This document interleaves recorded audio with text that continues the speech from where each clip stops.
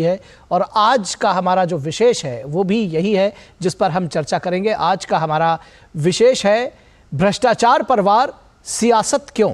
आखिर इस पर सियासत क्यों हो रही है? जब भ्रष्टाचार पर कोई वार किया जा रहा है, भ्रष्टाचार के खिलाफ जांच की जा रही है, तो अपने अपने हिसाब से सियासत की जा रही है। और आज का हमारा विशेष यही है, भ्रष्टाचार पर वार, सियासत क्यों। और इस पर चर्चा करने के लिए हमारे साथ तीन खास मेहमान जुड़े हुए हैं, उनसे आपका परिचय करा देते हैं। हमारे साथ तीन खास मेहमान जुड़े हुए हैं। शिवम छाबड़ा जो कि बीजेपी के प्रवक्ता हैं, बहुत स्वागत है शिवम जी आपका। और साथ ही साथ डॉक्टर अजय उपाध्याय, कांग्रेस के प्रवक्ता हैं। डॉक्टर उपाध्याय बहुत स्वागत है। और समीर चौगांवकर, वरिष्ठ पत्रकार। समीर जी बहुत स्वागत है आपका। अजय उपाध्याय, दो घटनाएं अभी अगर आज और कल के परिप्रेक्ष्य में देखी जाए तो एक पश्चिम बंगाल में ईडी पर हमला और दूसरा भूपेश बघेल का नाम चार्जशीट में सामने दिख रहा है कि जो 508 करोड़ रुपए का महादेव ऐप में घोटाला सामने आया है। क्यों आखिर अलग अलग जगहों पर अलग अलग तरह की प्रतिक्रियाएं होती हैं कांग्रेस के लोगों की? और साथ में ये भी समझना चाहेंगे कि कम से कम जो जांच एजेंसियां हैं उनको खुलकर काम करने देना चाहिए। बाकी अदालत है, अगर कोई दिक्कत होगी तो वहां से तो बरी हो ही जाएंगे। जांच एजेंसियां खुल के काम क्या, जांच एजेंसियां तो डांस कर रही है, नौटंकी पूरा देश देख रहा है, आज से नहीं शुरू से देख रहा है। कन्विक्शन रेट क्या है जांच एजेंसियों की, ये भी सबके सामने है, कोर्ट के सामने और जनता के सामने है।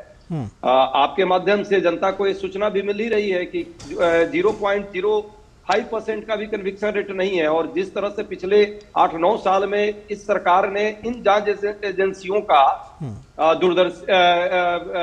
इसकी जो पारदर्शिता है उसको खत्म करके और किस तरह से पक्षता पूर्ण करके अपना ईडी और सीबीआई को जो है कहीं ना कहीं अपना इलेक्शन मैनेजमेंट का टूल्स बना दी, इसके कारण जो है कहीं ना कहीं इसकी विश्वसनीयता पर और इसकी पारदर्शिता पर प्रश्न आया है। तो ये तो जगजाहिर है कि तो पश्चिम बंगाल में जो ईडी टीम पर हमला हुआ है डॉक्टर अजय, उसकी मुखालफत करते हैं आप या उसके समर्थन में? मुझे निखिल जी इस बात को लेकर के कतई इतना भी नहीं है। आज के समय में किसी भी व्यक्ति के साथ किसी भी स्तर पर कोई भी हिंसा होती है तो निंदनीय है। कोई भी व्यक्ति को हिंसा का रास्ता नहीं अपनाना है। ये देश गांधी का है और हम गांधीवादी लोग हैं। लेकिन ये बात सच है कि ईडी सीबीआई के जो रवैये हैं, जब आप किसी को जाकर के उसके पूरे परिवार और उसके पूरी छवि को बिगाड़ करके गलत तथ्यों के साथ उनको अरेस्ट करते हैं तो उसकी पूरी परिवार और उसके पूरे खानदान जो है कहीं ना कहीं प्रभावित होता है और कई जनरेशन प्रभावित होता है। बेशक बाद में कोर्ट जो है उसको माफी भी देता है और कोर्ट जो है उसको राहत भी देता है और खत्म नहीं करता है उस केस को। तो ये जो छवि बिगाड़ने का और एक खानदान के साथ एक कहीं ना कहीं पूरी तरह से देश में अपराध करने का काम यदि इस देश की एजेंसियां कर रही है तो ये दुर्भाग्यपूर्ण है। लेकिन कोई भी यदि किसी भी तरह का अटैक करे तो मुझे लगता है कि ये वाजिब नहीं है, उसकी भी जांच करा लेनी चाहिए सरकार को। यदि कोई ऐसा कर रहा है तो उचित नहीं है। पर सच है कि जैसे शिवम छाबड़ा से जवाब ले लेते हैं। ठीक है, आपका पॉइंट आ गया। मैं बात करता हूँ, 10 सेकंड में खत्म कर दूंगा। भूपेश बघेल जी वाली जो इशू पर जो आप चर्चा कर रहे हैं, पूरा देश देखा है चुनाव के वक्त, चुनाव के साथ क्या क्या हुआ। एक भी वो ऐप आज तक क्यों नहीं बैन हुआ? जब यदि वो ऐप गलत है पहले तो उसको बैन करना चाहिए। भारत सरकार को बैन करना है। 2023 जून में ही हमने ये डिमांड की। हमने जब छापा परवाया आप ही के इस नोएडा, दिल्ली और नोएडा एनसीआर में, तो सरकार जो है रोक लगा दी। यूपी में तो किसकी है सरकार? पुलिस को नहीं जाने दी इन छापा मारने वालों के, जिनके घर हम जाकर के छापा मारना चाहते थे। तो वहां पे दोहरा चरित्र नहीं हो सकता। एक तरफ ठीक है, जवाब ले लेते हैं, जवाब ले लेते हैं शिवम छाबड़ा से।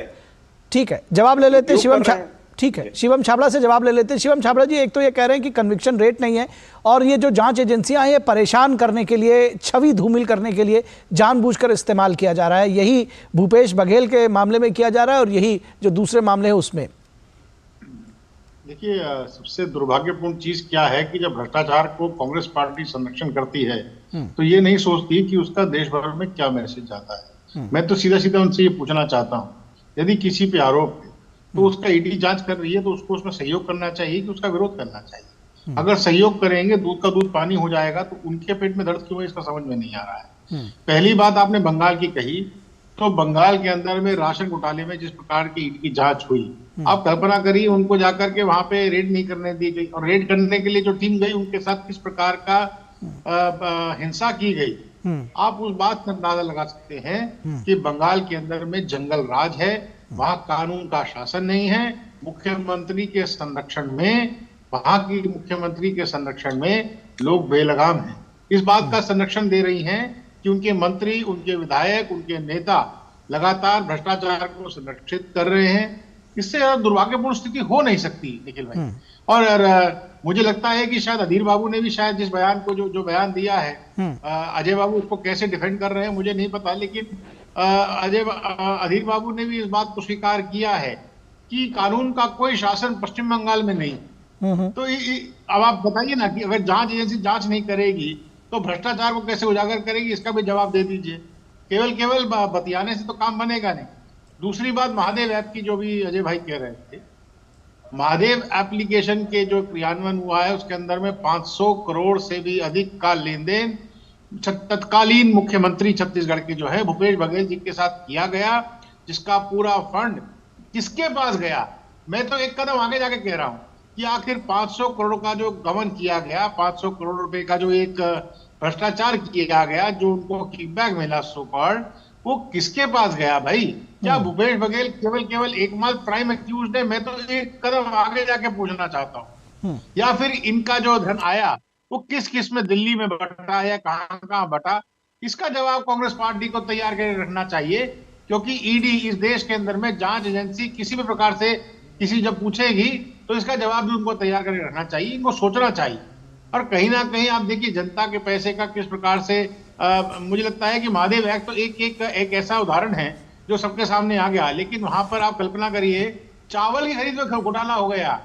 ये छत्तीसगढ़ का दुर्भाग्य रहा कि एक ऐसे मुख्यमंत्री ने संरक्षण किया कि वहां चावल की खरीद फरोख्त में भी घोटाला कर दिया। आप कल्पना करिए, भ्रष्टाचार का बोलबाला है, कांग्रेस का कोई जवाब नहीं।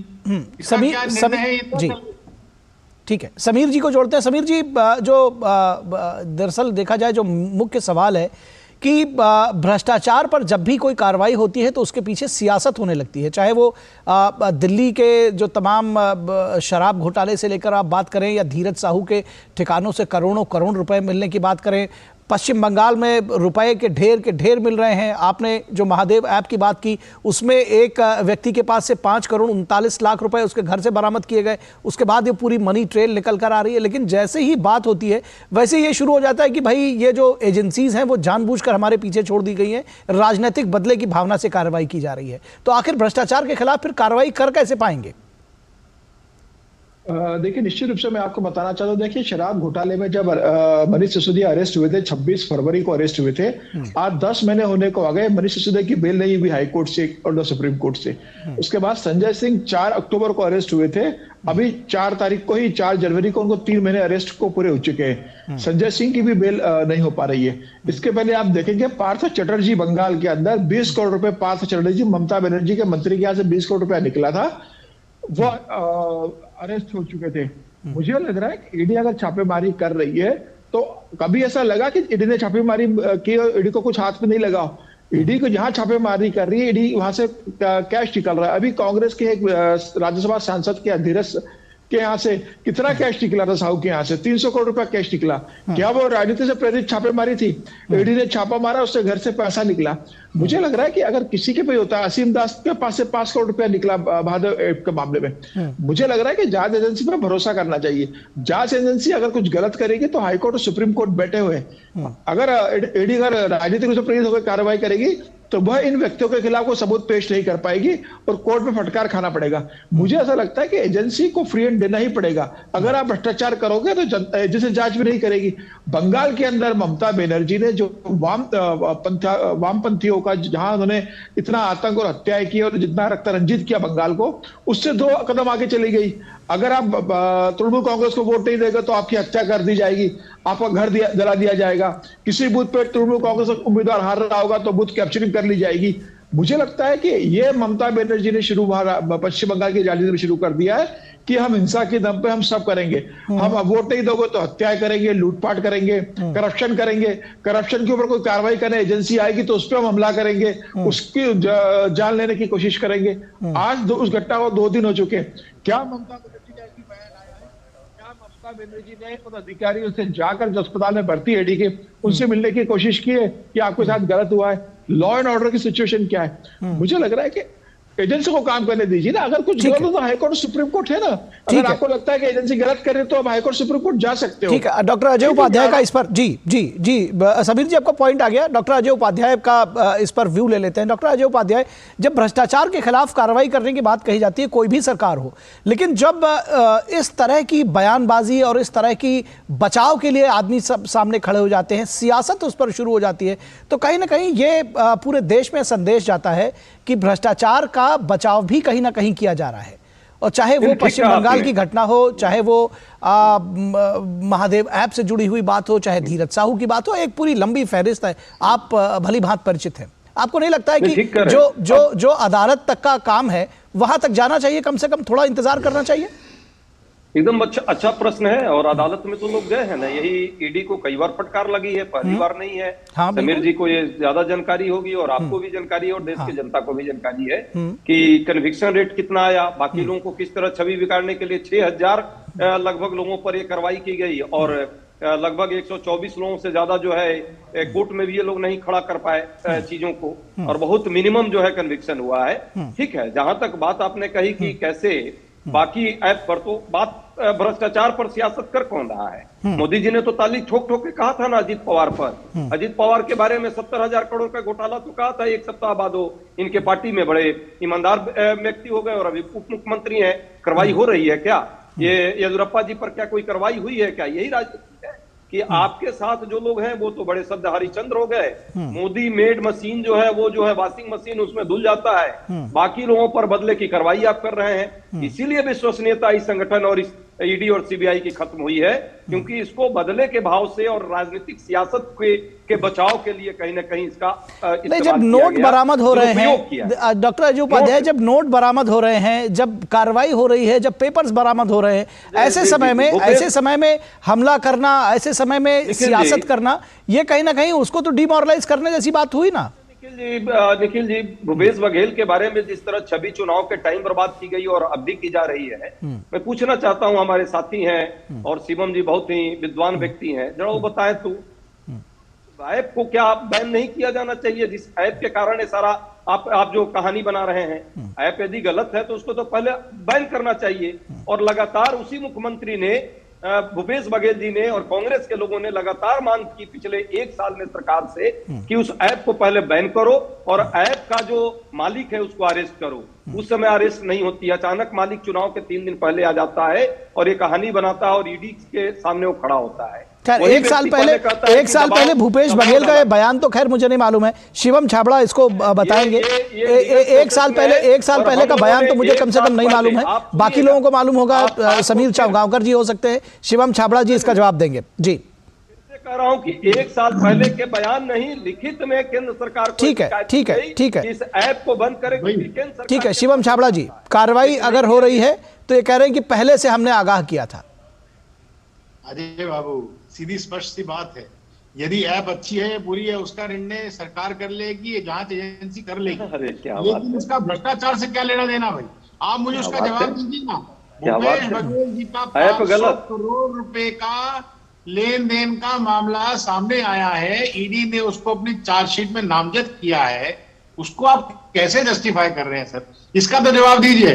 आप दूसरी बात ये कर रहे हैं, और मैं तो निखिल भाई एक और कह रहा हूं, ये जितने इंडी अलायंस के लोग हैं ना, ये इंडी अलायंस नहीं ईडी अलायंस है। जिन पर जितने बड़े दल हैं सब भ्रष्टाचार के माध्यम से एक सूत्र में बंधे हुए हैं। कहीं ना कहीं इनका common agenda, common minimum agenda अगर अपन मान के चलेंगे तो भ्रष्टाचार है, करप्शन है। सोचना चाहिए। और किस प्रकार से जिस प्रकार से आप देख लीजिए, पश्चिम बंगाल की बात कह रहे हैं भाई, हिंसा चरम पर है, 10 सेकंड दे दीजिए मुझे, विकास के 10 सेकंड दे दीजिए, पायदान पे है।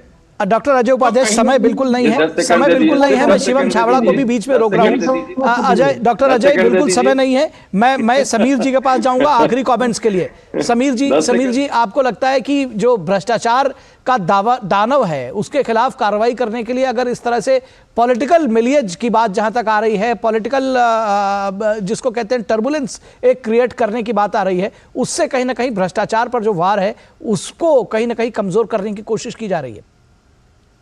देखिए, प्रधानमंत्री मोदी ने तो बहुत स्पष्ट कहा था, ना खाऊंगा ना खाने दूंगा।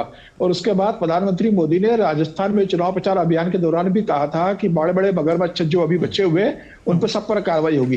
तो मुझे लग रहा है कि केंद्रीय एजेंसियां क्या कर रही है, लेकिन भारतीय जनता पार्टी को मुझे ऐसा लगता है कि ये देखना चाहिए कि ऐसे जो भ्रष्टाचारी लोग रहे महाराष्ट्र में, दूसरे अंदर राज्यों में, उन्हें भी अपने साथ जोड़ने से थोड़ा परहेज करना चाहिए। क्योंकि अगर आप भ्रष्टाचार पर कार्रवाई कर रहे हो तो किसी भ्रष्टाचार पर आरोप लगे तो उससे अगर भारतीय जनता पार्टी दूरी बनाएगी तो मुझे लगता है भारतीय जनता पार्टी की छवि के लिए भी ज्यादा अच्छा होगा।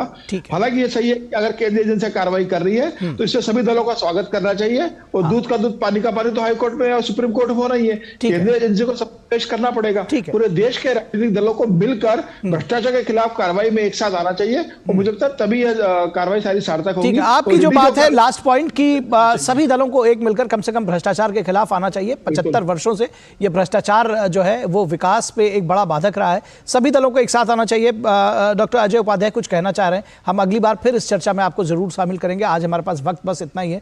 डॉक्टर अजय, आपका बहुत शुक्रिया। शिवम छाबड़ा जी, आपका शुक्रिया। समीर जी, आपका भी शुक्रिया इस चर्चा में जुड़ने के लिए। और यहां रुकेंगे एक छोटे से ब्रेक के लिए, कहीं मत जाइएगा, जल्द हाजिर होंगे। हेलो बेटा।